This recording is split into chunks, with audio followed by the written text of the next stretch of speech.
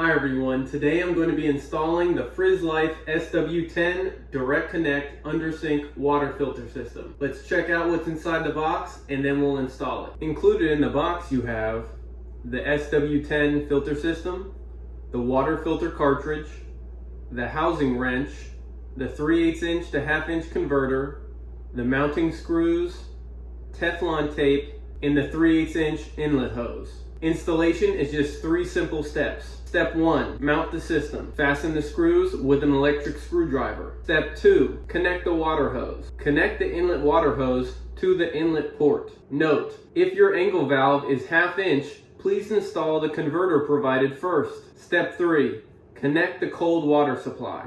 Shut off the water supply, remove the feed water hose from the angle valve, connect the inlet hose to the feed water valve, connect the faucet hose to the outlet port of the system, and then turn back on the cold water valve and check for leaks. And you're done. It's that easy. Now flush the system for about 15 minutes before getting a cup of water.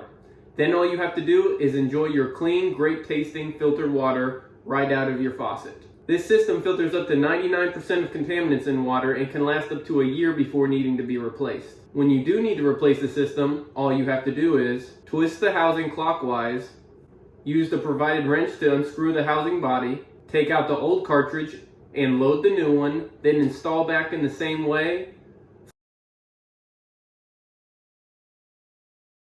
Flush the system again for 15 minutes before starting to use it. The lifespan of the SW10 filter is about 12 to 16 months, but Frizzlife also offers the SW15, which has a lifespan of 16 to 24 months, and the SW20, which has a lifespan of 24 to 36 months.